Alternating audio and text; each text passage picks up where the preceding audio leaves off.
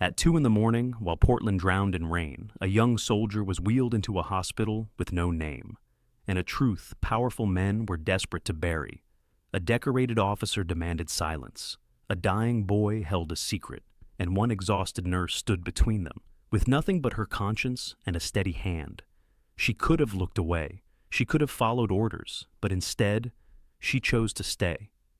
What happens next will make you believe in quiet miracles and second chances for the forgotten. Before we begin, tell me where you are watching from. Drop your country in the comments below. And if you believe no child or animal should ever face fear alone, hit subscribe now and share this story with someone who needs hope. Winter arrived early in Pittsburgh that year, not with ceremony, but with cruelty, the kind that settled into the bones and refused to leave. Snow clung stubbornly to the rusted bridges spanning the Monongahela, turning the city of steel into a maze of gray and white. The wind came sharp off the river, slicing through coats and excuses alike. It was the sort of cold that reminded everyone, especially the forgotten, that survival was not guaranteed.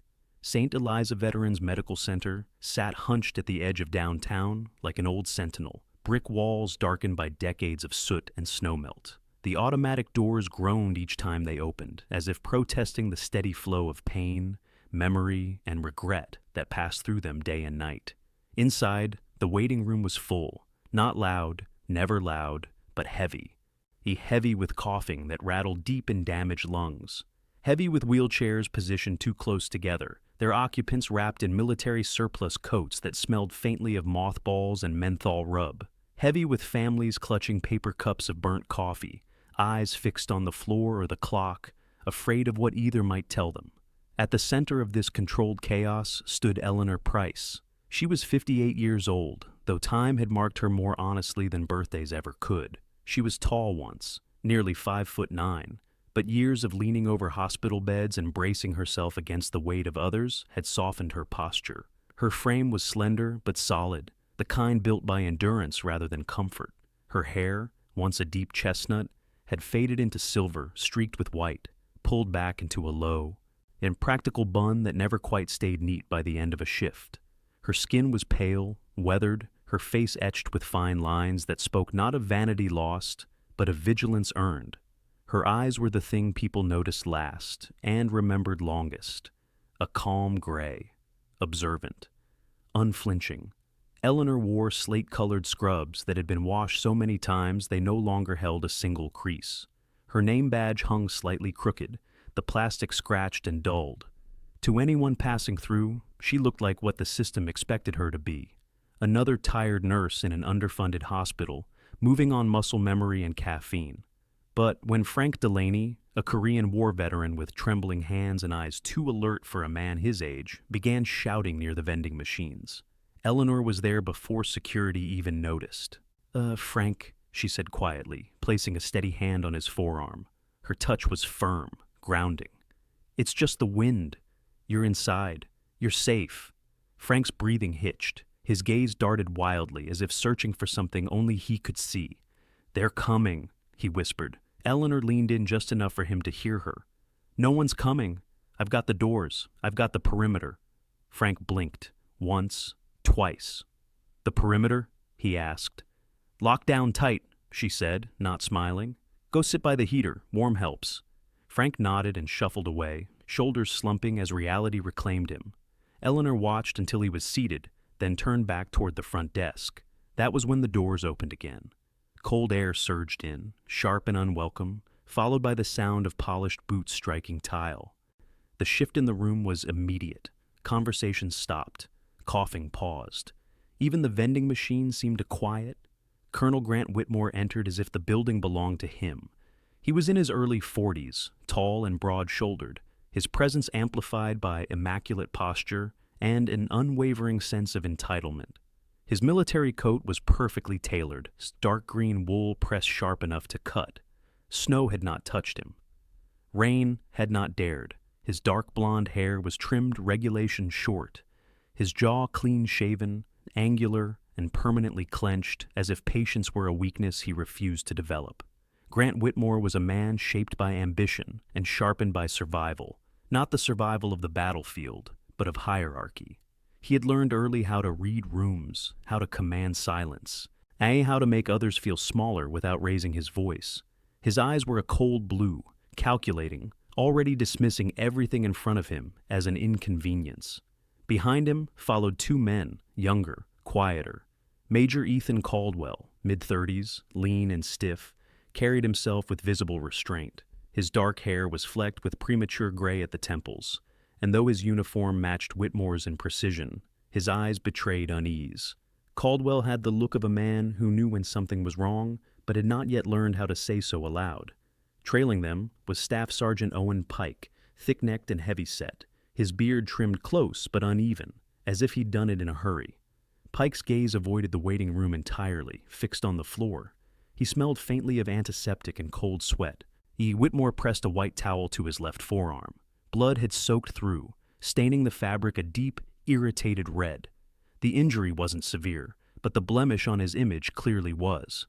They approached the intake desk. Sarah Mullins, 26, looked up too quickly. She had been on the job for 6 weeks. Her brown hair was pulled into a ponytail that was already loosening, strands escaping to frame a face that still held the softness of someone unaccustomed to confrontation. Freckles dotted her cheeks. Her hands hesitated over the keyboard. "I need a doctor," Whitmore said, not asked, declared. Sarah swallowed. "Yes, sir. If you could just sign in, we'll get you triaged. Current wait time is unacceptable."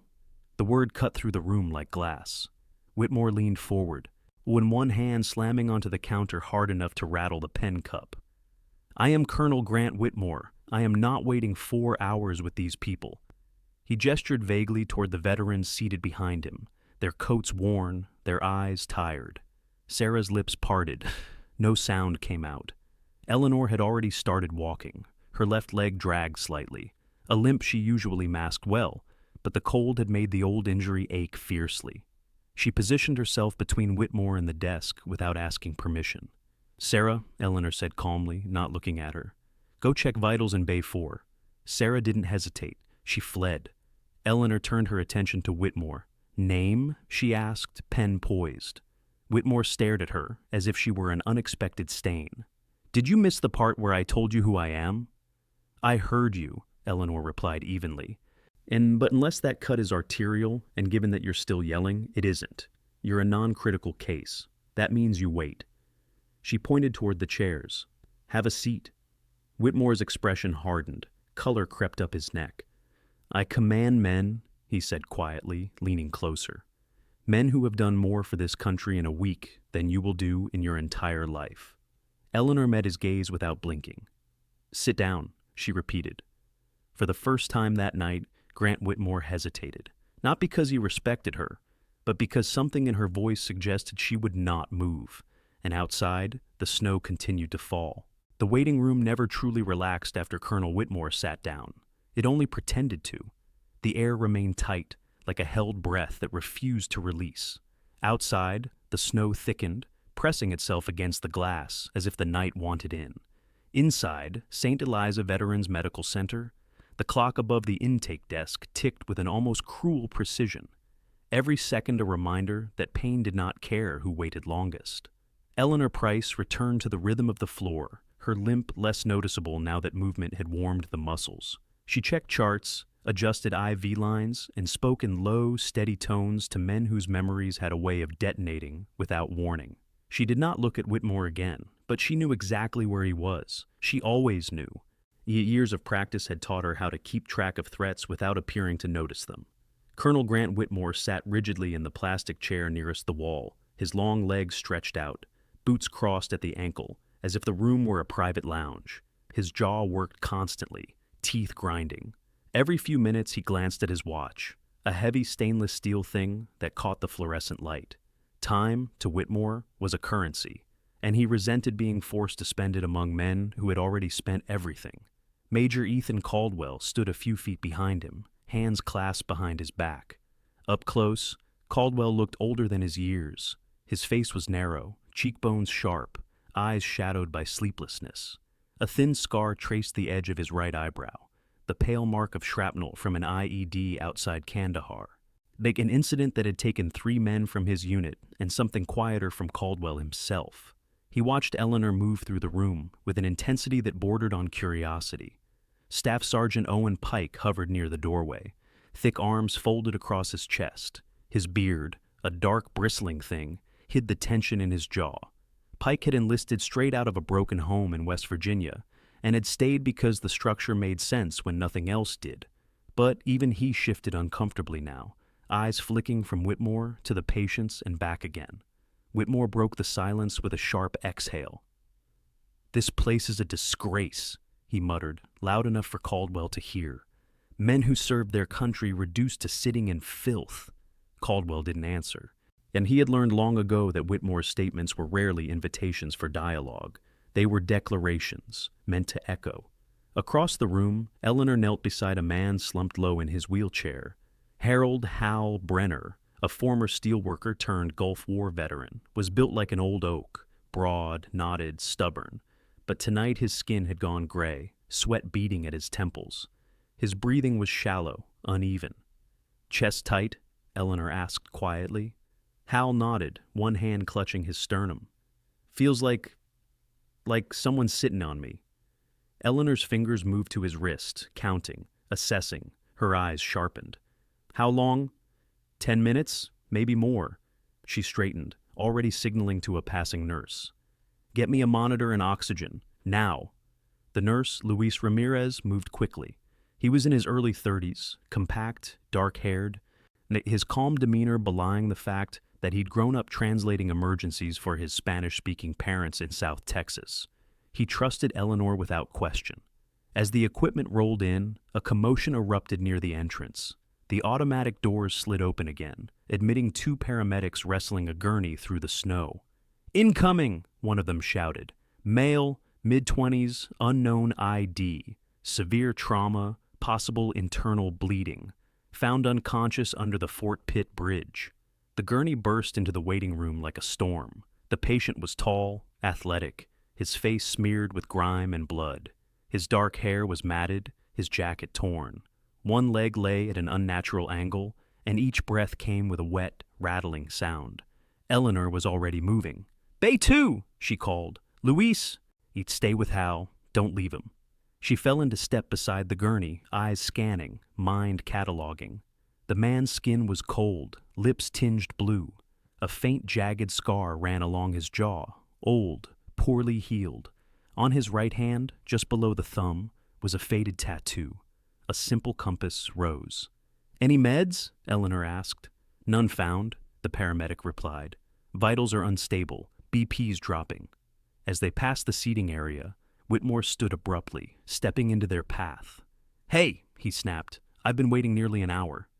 Eleanor did not slow. She angled the gurney just enough to brush past him, the wheels clipping his boot. "Move," she said flatly, "or get run over." Whitmore staggered back a step, shock flashing across his face. Caldwell's eyes widened, and for the briefest moment, something like admiration flickered there. Inside Bay 2, the chaos intensified. Eleanor barked orders, voice cutting through the noise. 2 large-bore IVs prepped for imaging. I want labs now." She leaned over the patient, pressing her ear close to his chest, listening past the rattle. Her jaw tightened. Outside the bay, Whitmore stormed toward the desk again, this time intercepting Margaret Klein, the evening supervisor. Klein was a short woman in her late 40s, with a severe bob haircut and a habit of pursing her lips when stressed. She had built her career on compliance and paperwork, not confrontation. "I want that nurse reported," Whitmore demanded. "She assaulted me. I'll have her badge." Klein's mouth opened, then closed. "Sir, we're handling a critical—" "I don't care," Whitmore said. "Yes, I'll make one call and this place will lose funding." From inside Bay 2 came the shrill alarm of a monitor. Eleanor's hands moved quickly, stripping away the man's jacket. As she did, something caught her eye. Beneath the grime, etched across his ribcage, was another tattoo, faint, partially obscured by bruising. Eleanor froze for half a second. Then she kept working. "Get me a trauma surgeon," she said. "Now." "There isn't one available," Luis shouted from the doorway. "Dr. Feldman's tied up in the OR." The patient's breathing faltered, a long, wet pause stretching dangerously. Eleanor closed her eyes for the briefest instant. When she opened them, the tired nurse was gone. In her place was something sharper, older. "Prep for emergency intervention," she said. "I'll do it." Louise hesitated. "Eleanor, that's not—" "I know exactly what it is," she snapped, "and I know what happens if we don't." She worked with brutal efficiency, hands steady, movements precise. The room filled with the sounds of effort, metal, breath, urgency. Seconds stretched thin. Then, like a gas from the earth itself, the man's chest expanded. The monitor steadied. Color crept back into his face. Outside, the alarms quieted. Eleanor stepped back, sweat streaking her temples. She exhaled slowly, deeply, as if releasing something she'd been holding for years. In the waiting room, Whitmore watched through the glass, his irritation curdling into something darker. He did not understand what he was seeing, but he understood that it was not meant for him. And for the first time that night, doubt crept into his certainty. By the time dawn began to thin the darkness over Pittsburgh, St. Eliza Veterans Medical Center looked less like a place of healing and more like a battlefield after the smoke had cleared.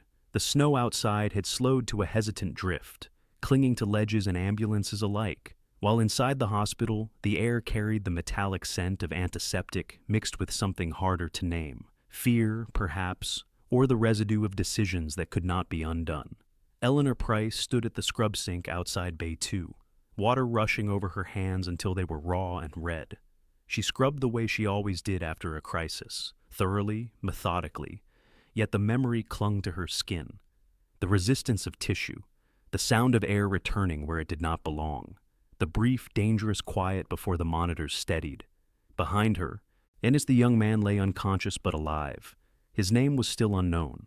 The patient had been moved to the intermediate trauma unit, a narrow room crowded with machines that hummed and blinked like watchful insects. His chest rose and fell with mechanical assistance, each breath earned rather than given. Now that the blood had been cleaned away, he looked younger than Eleanor had first thought, mid-20s perhaps. Strong jaw, dark lashes resting against bruised skin, the faint beginnings of a beard that suggested weeks rather than days of neglect. His hands, long-fingered, scarred at the knuckles, rested palm up on the sheets, as if even in unconsciousness he expected to be searched. Eleanor dried her hands and leaned against the counter for a moment longer than necessary. Her left leg throbbed in time with her pulse. She ignored it. Across the unit, Dr. Samuel Feldman emerged from the operating room, tugging off his gloves. Feldman was in his early 60s, tall and stooped, with a fringe of white hair circling a bald crown. His face bore the permanent fatigue of a man who had spent 3 decades outrunning death and rarely winning outright. He paused when he saw Eleanor, his brow furrowing. "That was you," he said quietly. Eleanor met his gaze. "He would have died?" Feldman nodded once. "Probably." He hesitated, then added, "You know administration won't see it that way." "I know," she replied. Feldman studied her for a long moment, then sighed. "He's stable, for now." With that, he walked away, already burying the incident under the next emergency. Eleanor straightened and turned back toward the patient. She pulled back the blanket just enough to check the dressing, and her eyes scanning automatically. That was when she saw it clearly, the tattoo, not the small compass on his hand. That had been easy enough to miss, but the one stretched across his left side, now fully visible beneath the thin hospital gown. It was faded, uneven, the kind done in poor lighting by a steady hand that knew pain well. An eagle, wings half spread, perched atop a radio handset. Beneath it, in block letters worn soft by time and sun, were the words, "Stay on the line." Eleanor's jaw tightened. She had seen that design before, not exactly, not mirrored, but close enough to recognize the language of it. That wasn't art. It was testimony. Behind her, footsteps approached, measured, hesitant. Major Ethan Caldwell stopped just inside the doorway. Up close, Eleanor could see the exhaustion etched into his face. The scar at his brow caught the light, a pale reminder of a night Caldwell had never spoken about. His uniform was still immaculate, but the man inside it looked frayed. "They said you wanted to see me," he said. Eleanor turned. "I didn't." Caldwell hesitated, then stepped closer, lowering his voice. "I saw what you did back there. So did everyone else. That wasn't fear," he said quietly. "The way you moved. You've done that before." Eleanor studied him now, really looked. She saw the tension in his shoulders, the careful way he held himself, as if always bracing for impact. She recognized it because she wore it too. "Why are you here, Major?" she asked. Caldwell glanced at the patient, then back at her. "Because Colonel Whitmore is furious. And because I think he's afraid." Eleanor's mouth curved into something that was not quite a smile. "Men like him always are." Down the hall, raised voices echoed. Colonel Grant Whitmore stood near the nurse's station, his patience finely fractured. His coat was off now, draped over one arm, revealing the tight cut of his uniform beneath. The blood on his sleeve had dried to a dark brown stain, and it enraged him anew each time he noticed it. "This is unacceptable," he snapped at Margaret Klein, who stood stiffly behind the desk. "Your nurse endangered a patient and assaulted a superior officer. I want her suspended, immediately." Klein adjusted her glasses, fingers trembling slightly. "Sir, the patient survived." Whitmore leaned in. "That is not the point." Behind him, Staff Sergeant Pike shifted his weight, and eyes flicking toward the trauma unit. He had seen blood before, too much of it, but something about the young man on that gurney had unsettled him. Pike had lost a younger cousin in Mosul, a radio operator whose body came home sealed and silent. The memory sat heavy in his chest now. "Sir," Pike muttered, "maybe we should—" Whitmore spun on him. "Stay in your lane, Sergeant." Pike stiffened, jaw tightening, but said nothing more. Eleanor emerged from the unit before Klein could respond. She walked toward Whitmore without haste, her limp pronounced now, her posture unyielding.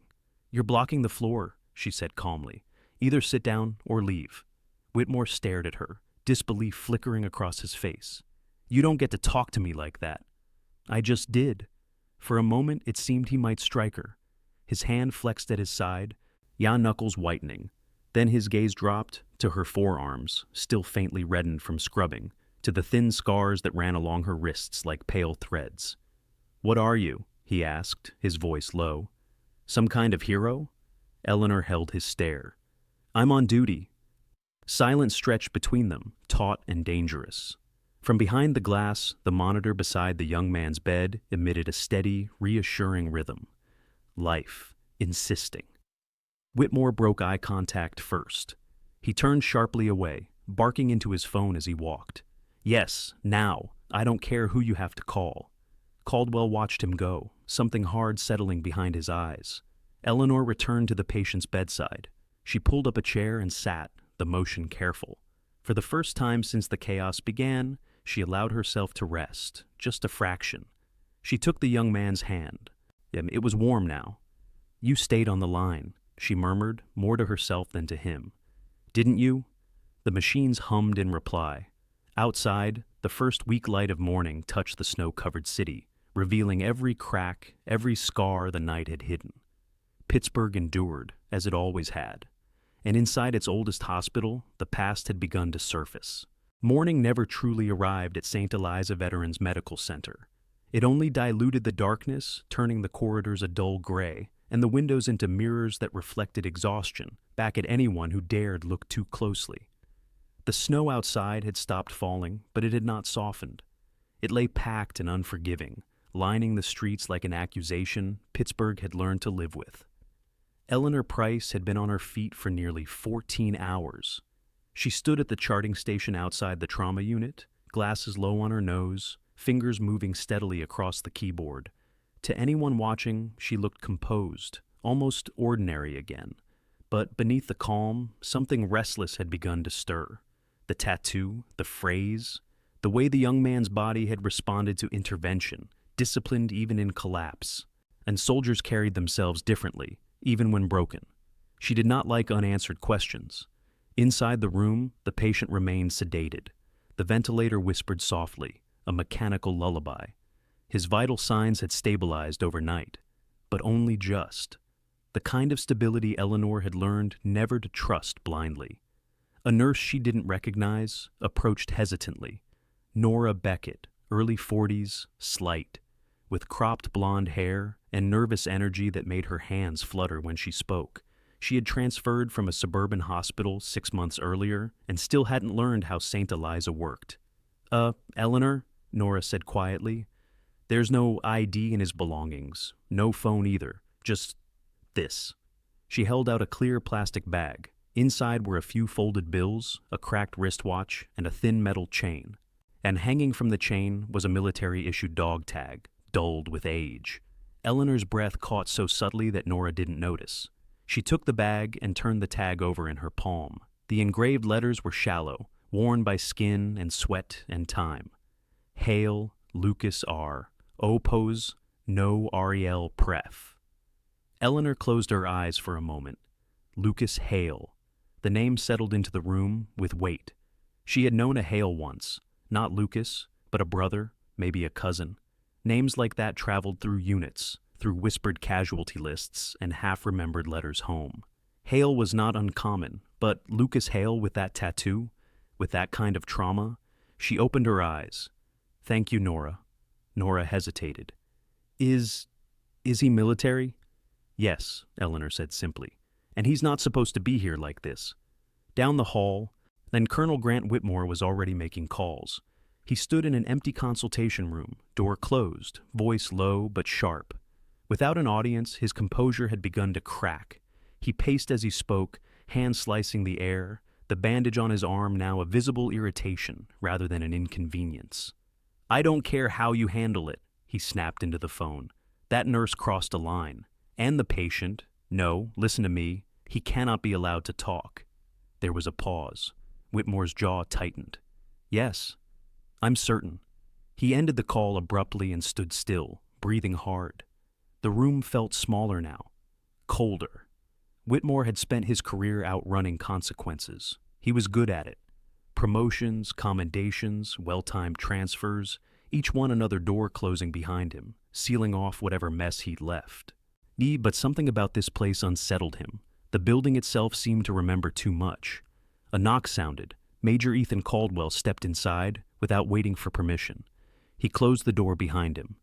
You shouldn't be making those calls from here, Caldwell said. Whitmore scoffed.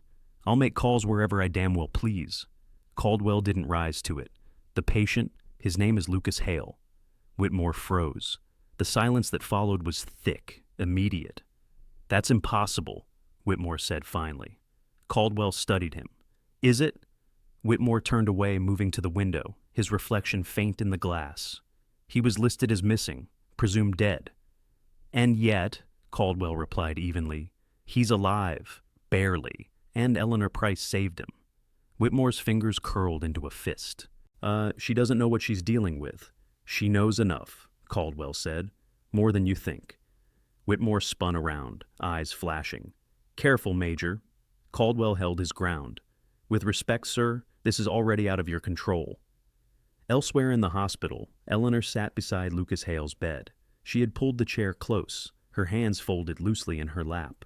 The room was quiet now, the kind of quiet that came after crisis, when everyone waited to see what would happen next. She reached out and gently adjusted the edge of the blanket, exposing the tattoo again. Stay on the line, she murmured. That's what they tell you, isn't it? No matter what. Her mind drifted back, unbidden, to a desert night years ago. Radios crackling, voices overlapping, the terrible certainty that if the line went dead, so would someone else. Now, she pushed the memory away. This was not that place. This was Pittsburgh. This was now. Lucas stirred. It was slight, a tightening of the fingers, a shift of his jaw. But Eleanor noticed immediately. She leaned forward. Lucas, she said quietly, if you can hear me, don't fight it. His eyelids fluttered. For a brief, frightening second, his eyes opened. They were dark brown, glassy with sedation, unfocused. But there was recognition there, not of her face, but of the tone, of authority earned, not imposed. His hand twitched, fingers curling weakly around the edge of the sheet. Eleanor placed her hand over his, firm and warm. You're safe, she said. You're in Pittsburgh. You're not alone. His lips moved, forming something soundless. A breath hitched, then his eyes closed again, his body relaxing back into the bed. Eleanor sat back slowly, heart pounding. Someone had wanted this man silenced. She could feel it now, the same way she used to feel incoming fire before the sound reached her ears. Outside the room, Staff Sergeant Owen Pike lingered by the wall, pretending to study a bulletin board that hadn't been updated in years. His broad shoulders were tense, his beard hiding the tight line of his mouth. He had overheard the name. Hale. It rang like a bell in his chest. He remembered the radio chatter from Syria, the confusion, the abrupt silence. Pike rubbed a hand over his face. He had followed orders his entire life, but standing here, listening to the machines breathe for a man who should have been dead, he felt something shift. Loyalty, he realized, was not the same thing as obedience. Margaret Klein appeared at the end of the hall, a clipboard clutched to her chest. "Eleanor," she said, voice strained, "administration wants a report, a formal one, about last night." Eleanor stood carefully, joints protesting. "I'll write it." Klein hesitated. "They're concerned." "So am I," Eleanor replied. She glanced back at Lucas one last time before stepping into the hallway. Their eyes had not met again, but something had passed between them all the same, a thread, thin, unbreakable. Behind closed doors and whispered conversations, the hospital began to divide, not loudly, not yet, but unmistakably. Lines were being drawn, and the name Lucas Hale refused to stay buried. By mid-morning, the hospital had begun to feel watched, not in the obvious way, no flashing lights, no men in dark suits pacing the halls, but in the quieter sense that made Eleanor Price straighten her shoulders and lower her voice when she spoke. Phones rang too quickly and stopped too suddenly. Doors closed where they usually stayed open. Even the machines seemed to hum with a sharper edge, as if they too sensed that something had shifted. Lucas Hale had been moved to the ICU. The decision came down officially as a precaution, but Eleanor knew better. The ICU meant isolation, fewer visitors, more control.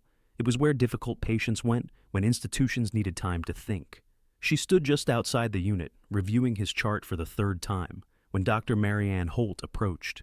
Holt was new to St. Eliza, late 30s, tall, with a runner's build and tightly coiled black hair pulled into a severe knot at the base of her neck.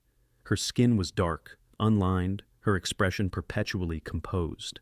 She had transferred from Walter Reed 6 months earlier, bringing with her a reputation for competence and an allergy to nonsense. "They're asking questions upstairs," Holt said quietly, falling into step beside Eleanor. "About last night." Eleanor didn't look up. "They always do." "This is different," Holt replied. "Military different." Eleanor stopped walking. She met Holt's gaze, searching for something she could trust. Holt did not flinch. "What kind of questions?" Eleanor asked. "Who authorized the procedure? Why it was done without a surgeon present? Whether the patient posed a security concern?" Holt paused. "Hey, that last one came from outside the hospital." Eleanor closed the chart slowly. "He's a patient." Holt's mouth tightened. "To you, not to everyone." Inside the ICU, Lucas lay motionless beneath a web of tubing and sensors. The bruising along his ribs had darkened overnight, spreading like spilled ink. His breathing was more regular now, but still labored, each rise of his chest an effort rather than a given. Eleanor pulled on gloves and stepped to his bedside. She checked his pupils, his pulse, the IV drip. Everything held. For now. She leaned closer, lowering her voice. "Lucas," she said, "if you wake up again, you don't talk to anyone but me. Do you understand?" His eyelids flickered. It was subtle, but it was there. Yes, Eleanor thought. You're listening. Down the corridor, Colonel Grant Whitmore was unraveling. He sat alone in a glass-walled conference room, his phone resting face down on the table in front of him like a loaded weapon. Without his coat, he looked smaller somehow, still imposing, but less invincible. The bandage on his arm had begun to swell beneath the wrap, the skin around it flushed and angry. Whitmore pressed his palms flat against the tabletop and leaned forward, breathing through his nose. Control. That was the key. He had always kept control. But Lucas Hale wasn't supposed to be breathing. Whitmore had read the after-action report himself. The convoy. The sudden chaos. The radio failure. Hale's position had been listed as unrecoverable. Clean. Final. Now the past was sitting in an ICU bed, wired to machines and watched by a woman who looked at him like she already knew. The door opened. Staff Sergeant Owen Pike stepped in hesitantly, filling the doorway with his broad frame. Up close, Pike looked older than his 41 years. The lines around his eyes were deep, carved by sun and disappointment. His beard, usually a point of pride, was uneven now, as if he'd trimmed it without care. "You wanted to see me, sir?" Pike asked. Whitmore didn't turn around. "You were in Syria." "Yes, sir." "You were on that convoy." Pike swallowed. "Yes, sir." Whitmore turned then, his blue eyes sharp. "And Hale?" Pike hesitated for half a second too long. "Radio operator, good kid." Whitmore's jaw tightened. "He didn't make it." "That's what we were told," Pike said carefully. Whitmore stepped closer, invading Pike's space. "Listen to me. Whatever you think you saw, whatever you think you heard, it stays buried. That's an order." Pike held his gaze. For years he would have nodded without question. For years, obedience had been easier than thinking. But now he saw the ICU doors in his mind, the machines, the breath. "With respect, sir," Pike said slowly, "if Hale's alive, then maybe things didn't happen the way we were told." Whitmore's hand shot out, gripping Pike's collar. "Careful." Pike didn't pull away. "I am being careful." For a moment, it looked like Whitmore might strike him. Then he released Pike abruptly, stepping back as if burned. "Get out!" Whitmore snapped. Pike didn't hesitate. He left, heart pounding, something heavy loosening in his chest as he did. Elsewhere, Major Ethan Caldwell stood in a stairwell, phone pressed to his ear. The concrete walls amplified his breathing, his words. "Yes," he said quietly. "I'm sure. No, yeah, I can't say more over the phone. But if Hale speaks, if he's allowed to, everything changes." He listened, nodded once, and ended the call. Caldwell leaned back against the wall, rubbing a hand over his face. He had spent years telling himself that survival required compromise. That leadership meant choosing the least terrible option. But watching Whitmore pace the halls, watching Eleanor guard a patient like a sentry, Caldwell felt something old and inconvenient stirring inside him. A line, and once crossed, it couldn't be uncrossed. Back in the ICU, Lucas's vitals spiked suddenly. The monitor beeped sharply, breaking the quiet. Eleanor was at his side instantly. "Easy," she murmured, adjusting the sedation. "You're okay." Lucas's eyes opened. This time, they focused. His gaze locked onto Eleanor's face, at recognition flaring bright and immediate. His throat worked around the tube, panic rising as he tried to speak. "Don't," Eleanor said firmly. "Save it." Tears welled at the corners of his eyes. His hand twitched, fingers curling weakly around hers. She squeezed back. "I know," she said softly. "You stayed. You didn't run." Lucas blinked once. A tear slid free.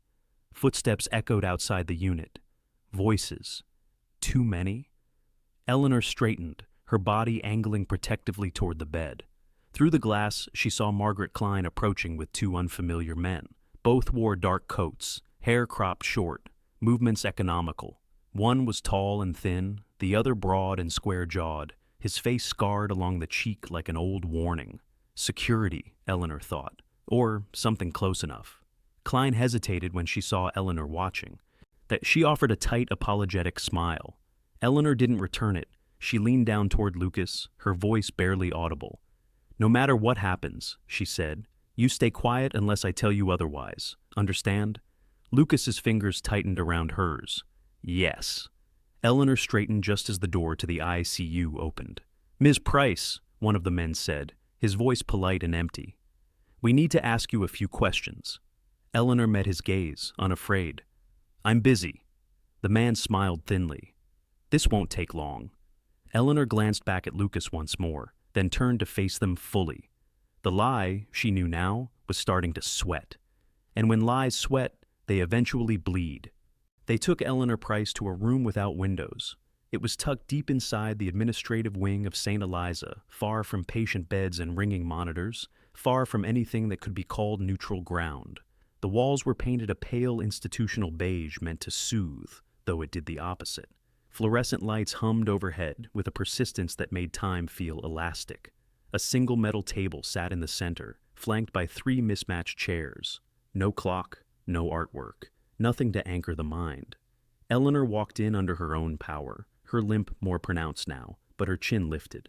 She noted the absence of a security badge on the taller man's coat, the way the shorter one positioned himself instinctively near the doof, stopping just short of the table. This better be quick. The taller man gestured toward a chair. He was in his mid-40s, narrow-faced, with close-cropped salt and pepper hair and eyes that never stopped measuring. His voice, when he spoke, was smooth and unremarkable, designed to leave no impression. "Please sit, Ms. Price." She did not. "You can call me Eleanor," she said. "And unless you outrank my ethics, you don't get to tell me where to sit."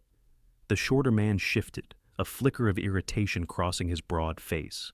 A thick scar curved along his jawline, old and poorly healed, the kind earned before someone learned when to duck. The taller man raised a hand. "Fair enough. I'm Daniel Rourke. This is Thomas Keene. We're here on behalf of the Department of Defense." Eleanor nodded once. "Of course you are." Rourke clasped his hands loosely. "We understand there was an incident last night. A deviation from standard medical protocol." "A man was dying," Eleanor replied. "Now he isn't." Keene scoffed. "That's one way to frame it." Eleanor's eyes snapped to him. "That's the only way that matters." Rourke studied her, then glanced at a thin folder on the table. He opened it slowly, revealing printed pages already creased from handling. "You've been at St. Eliza for 22 years, he said. "Prior service before that, commendations, and a complicated personnel file." Eleanor's mouth curved faintly. "I don't collect friends in high places." "No," Rourke agreed. "You collect results." There was a pause, a deliberate one. "The patient in ICU," Rourke continued, "Lucas Hale. His presence here is inconvenient." "Inconvenient," Eleanor repeated softly. "That's an interesting word for alive." Keene leaned forward, not forearms on the table. "Ms. Price, that man was involved in a classified operation. His condition, his statements, if any, are not matters for civilian concern." Eleanor leaned in as well, closing the distance. "He stopped being a classified asset the moment he started bleeding on my floor." Keene's eyes hardened. "You're out of your depth." Eleanor didn't raise her voice. She didn't need to. "I've been out of my depth before. Funny thing is, people still drown when you ignore them." Rourke closed the folder. "We're going to recommend that Lucas Hale be transferred, immediately, to a military facility better equipped to handle his situation." "No," Eleanor said. Keene barked a laugh. "You don't get a vote." Eleanor straightened, the old ache in her leg flaring like a warning flare. "Watch me." Down the hall, Major Ethan Caldwell stood near a vending machine that hadn't worked since the Clinton administration. He pretended to scroll through his phone, though the screen was dark. His jaw was tight, his shoulders rigid. He knew where Eleanor was. He also knew that if this went wrong, there would be no undoing it. Footsteps approached. Staff Sergeant Owen Pike appeared from around the corner, hands shoved into his pockets, posture deceptively relaxed.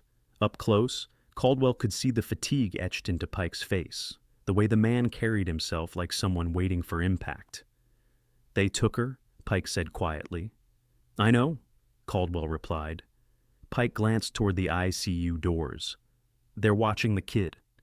Caldwell nodded. "That's why we can't move yet." Pike swallowed. "Sir, if they transfer Hale—" "They won't," Caldwell said, more firmly than he felt. "Not yet." Back in the windowless room, Rourke leaned back in his chair. "You're very protective of this patient." Eleanor's gaze flickered just once. "He's under my care." "That's not what I meant." Eleanor didn't answer. Rourke sighed. "Let me be clear. No one wants this to escalate. Colonel Whitmore has already filed a formal complaint against you. Assault, insubordination, practicing outside your scope." Keene slid a paper across the table. "Sign a statement acknowledging misconduct, and this ends quietly. You'll be placed on administrative leave. Hale will be transferred. No charges, no headlines." Eleanor looked at the paper, then at them. "You want me to lie?" she said. Rourke shrugged. "We prefer the word simplify." Eleanor laughed softly, a sound without humor.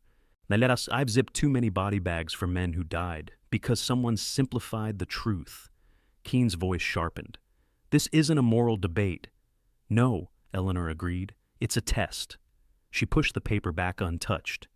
"And you're failing." The silence that followed was brittle. Rourke stood. "Think carefully, Eleanor.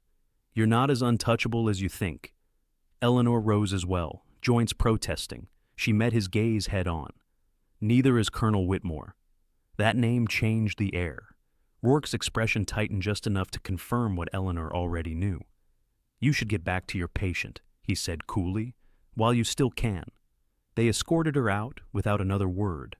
When Eleanor returned to the ICU, her first instinct was to count bodies. Lucas Hale was still there.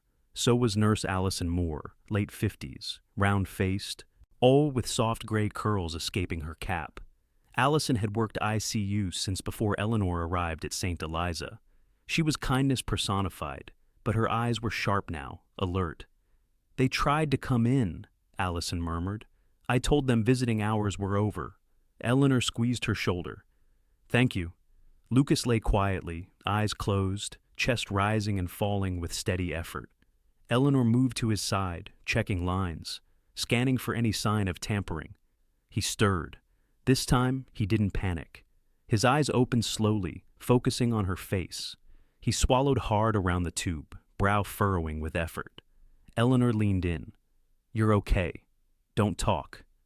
Lucas shook his head faintly. His hand lifted, trembling, fingers brushing against the blanket. Eleanor took it, grounding him. He mouthed a word. "No," she whispered. Not yet." Footsteps echoed outside, voices again. But this time, they hesitated. Behind the glass, Major Caldwell stood, with Staff Sergeant Pike at his side. Caldwell's posture was rigid, his expression unreadable. Pike's hands were clenched into fists. Caldwell raised his voice just enough to carry. "The patient remains under civilian medical authority. A beat. And if anyone tries to move him without my written authorization," Caldwell continued, "I will consider it interference with care." Pike shifted his stance, deliberately blocking the doorway. The men in dark coats stopped. For now. Eleanor met Caldwell's eyes through the glass. He gave a single, almost imperceptible nod. Lucas squeezed her hand weakly. The lie had not collapsed yet, but it was cracking, and Eleanor knew, once the truth found air, it would not be put back in the dark. By the second night, St. Eliza no longer pretended to sleep. The corridors were quieter than usual, but it was the wrong kind of quiet, the kind that carried intent. Security guards lingered too long near the ICU doors. Phones were answered in hushed tones. Even the air felt braced, as if the building itself were holding its breath. Eleanor Price sat at Lucas Hale's bedside, her back straight despite the ache threading through her spine. She had not left the ICU in 12 hours. Coffee sat untouched on the counter behind her, cold and bitter. She didn't notice. Lucas was awake, fully awake now. The breathing tube had been removed an hour earlier, replaced by a nasal cannula delivering oxygen in a steady whisper. His face was pale, the freckles across his nose standing out sharply against his skin.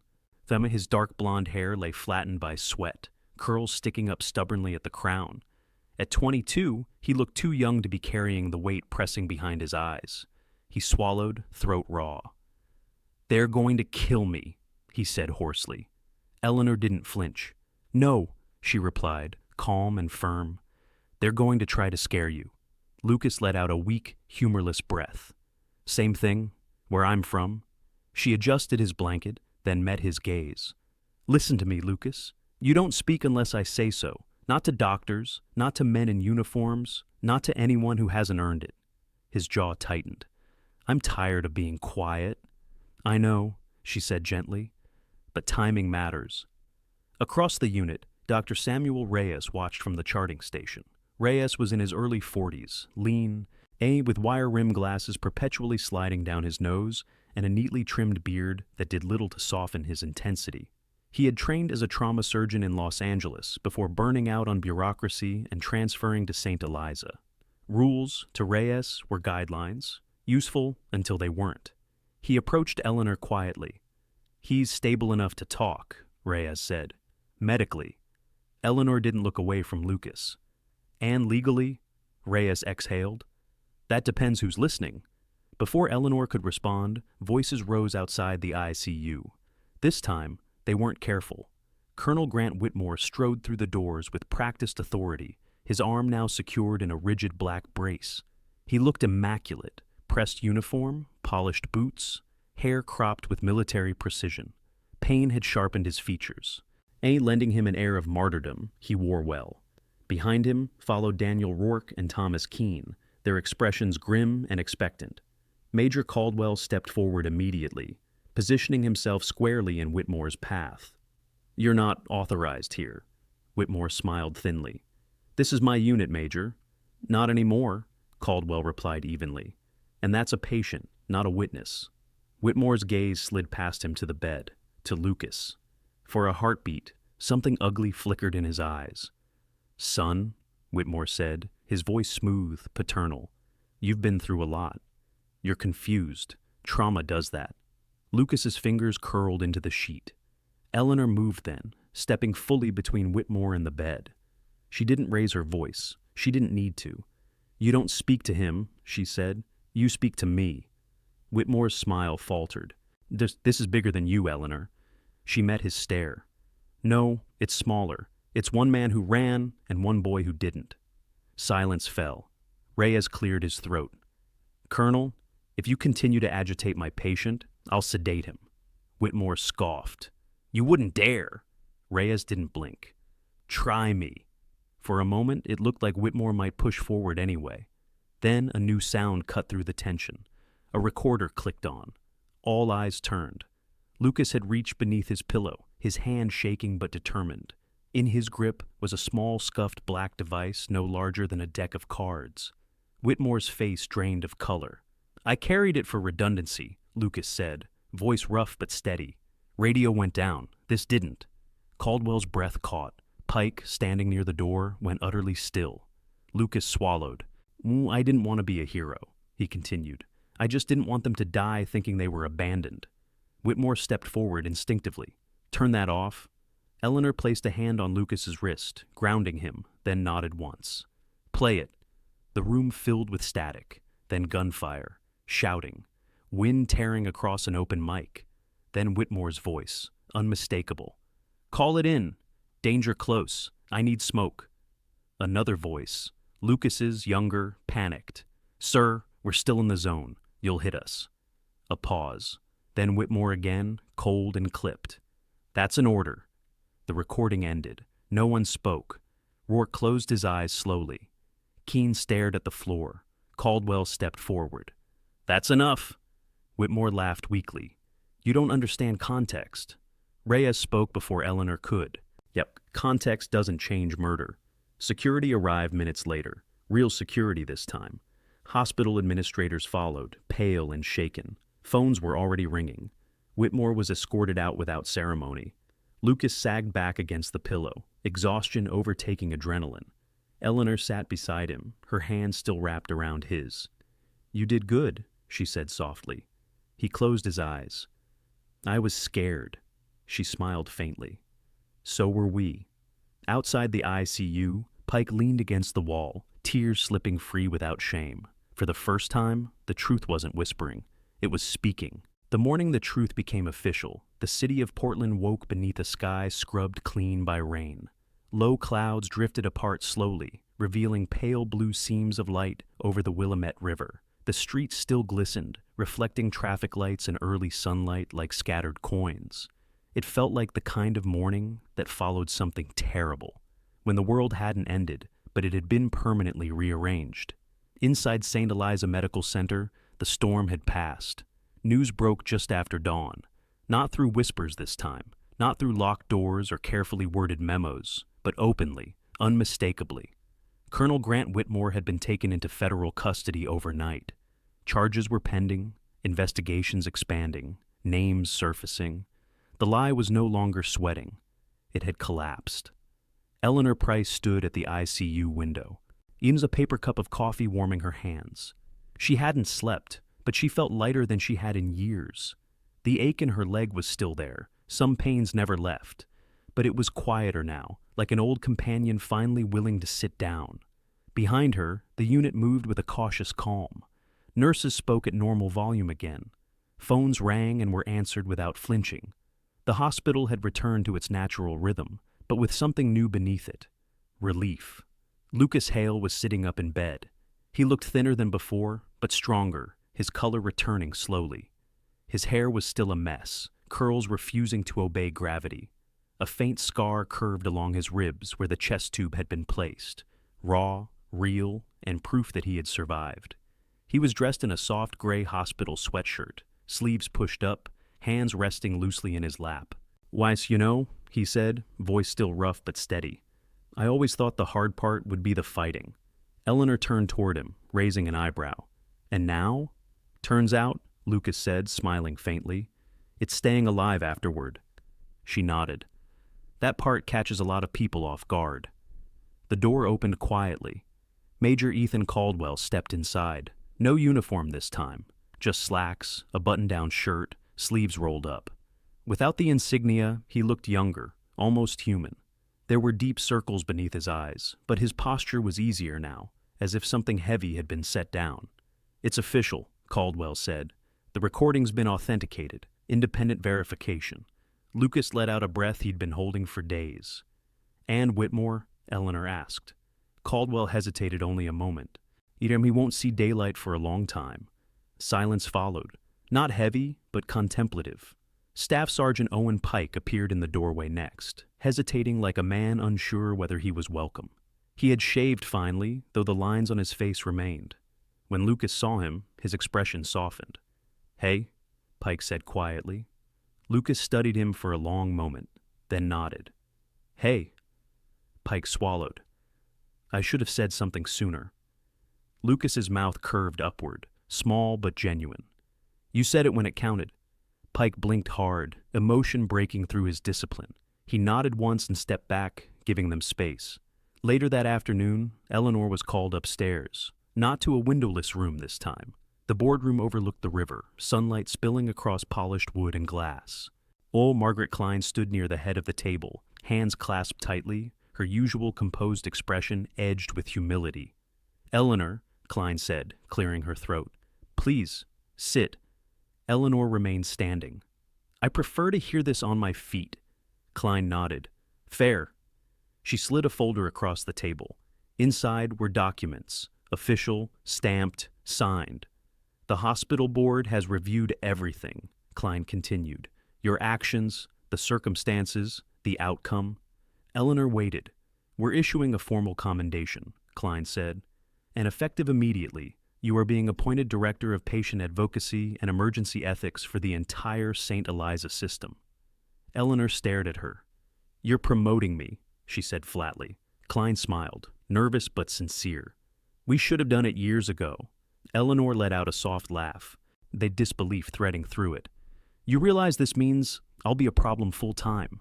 Klein exhaled in relief. "We're counting on it." That evening, the rain returned, but gently this time. Eleanor left the hospital just after sunset. Outside, beneath the awning, a small group waited. Lucas sat in a wheelchair, bundled in a jacket far too big for him. Beside him stood Caldwell and Pike, and leaning against a lamppost, hands tucked into her coat pockets, was Dr. Marianne Holt, watching with a faint smile. Eleanor stopped short. "What's all this?" Lucas grinned. "Discharge papers." "You're not ready," Eleanor said instinctively. "I know," he replied. "But I'm ready enough." She studied him, then nodded. "All right, but you follow the plan, no heroics." He raised a hand. "Scout's honor." As they walked toward the parking lot, Lucas glanced up at the sky. The rain shimmered in the streetlights, soft and steady. "I don't know what comes next," he admitted. Eleanor rested a hand on the back of his chair. "None of us ever do." He looked back at her. "But I know I won't be quiet anymore." She smiled, not wide, not dramatic, but real. "Good." Across the lot, the city moved on. Cars passed. People laughed somewhere nearby. Life, stubborn and ordinary, continued. Eleanor watched it all, feeling something settle inside her. She had never wanted medals, never wanted speeches. She had wanted this. A moment when the truth was louder than fear, when the right thing had been done, not because it was easy, but because someone refused to move.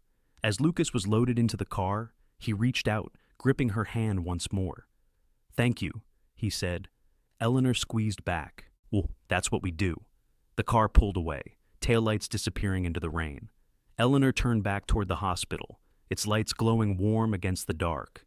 Tomorrow, there would be more patients, more battles, more quiet lines drawn in unseen places. But tonight, the storm was over, and for the first time in a long while, justice had not whispered. It had stayed. Some miracles do not arrive with thunder or blinding light from the heavens. They arrive quietly, in a hospital room, in a trembling hand that refuses to let go of life, in an ordinary person who chooses not to turn away from what is right.